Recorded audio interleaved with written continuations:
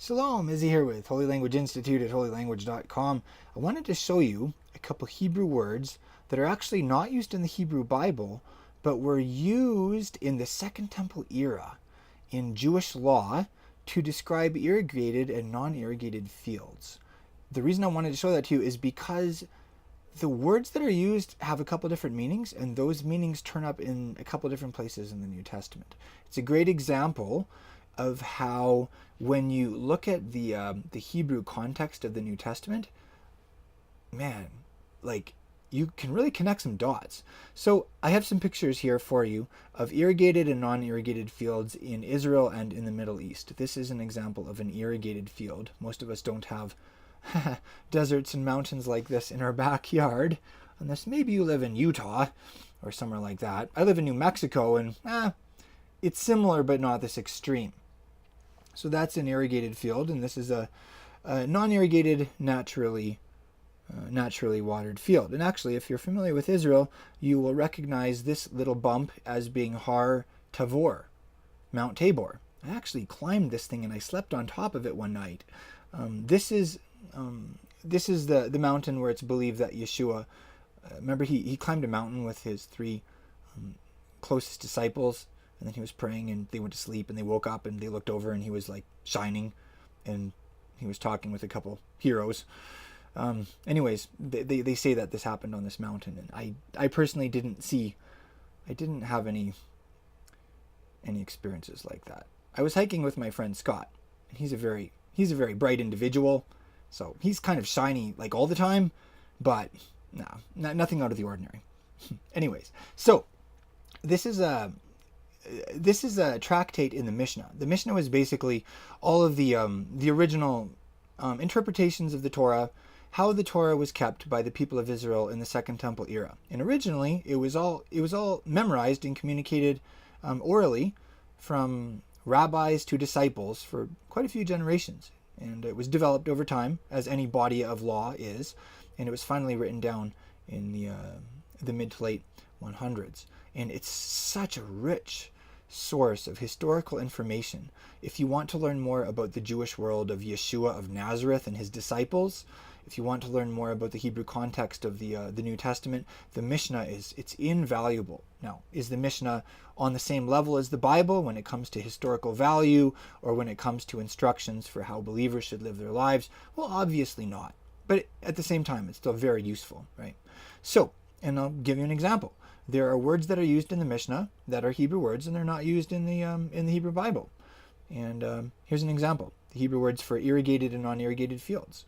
You can see, I'll show it to you here in the Hebrew. So Beit Hashlachin, that's the word for an irrigated field. Beit literally means house of, and then Shlachin, the verb there is shalach, and it means to send. You'll see in the notes here, an irrigated field is also referred to as a Sdei Hashlachin. Sadeh is like a field, so a Sdei is like a field of, this concept of being sent. Interesting. What's the connection between the act of irrigating a field and sending? This is especially interesting because this is also the verb behind the Hebrew word for apostle, which is shaliach. Is there a connection between a field that requires irrigation and what apostles do? And also, is there a connection between fields and houses or buildings? You can see that both of these words are used in the Mishnah. The opposite of an irrigated field is a field that is naturally watered. And you can see here, the Hebrew term for that is Beit Baal or Sdei HaBaal. What is a Baal? It's an owner or a master or even a husband. Interesting that that's the word for a field that is just naturally watered. So, you can see here, this little tree, it is going to die unless what happens? Water is shalacht, sent to it. And you can see in this picture that that doesn't happen the same way. It just happens directly from the creator of the universe, through rain, sent from the master, so to speak, sent from the owner of the world. And that's exactly what we see in the writings of Paul. No surprise, he grew up in Jerusalem at the feet of Gamliel. He probably had the whole Hebrew Bible memorized, and he also knew the Mishnah as it existed in his time. So he knew these terms. And you can see that here in 1 Corinthians. He refers to a community of Yeshua's disciples by this term. And interestingly enough, we see all of these themes coming up. For instance, remember it was referred to as both a house or a field. Look, you are God's field, God's what? God's building, God's house. And then he talks about how, a community of that's less spiritually mature, that still needs to grow more. He refers to them as his people who need to be watered. They need people to be shalacht, sent to them, like apostles, which is exactly what Paul and Apollos were. And then this theme of maturity versus immaturity shows up. And of course, babies don't need to be watered with water, but they do need to be irrigated, so to speak, with milk. And of course, it's best to let the baby nurse versus just sprinkling milk on the baby. Anyways, so that's one verse illustrating the difference between spiritual maturity and maybe a little bit less maturity. There's a beautiful picture of flowers, naturally occurring flowers in Israel.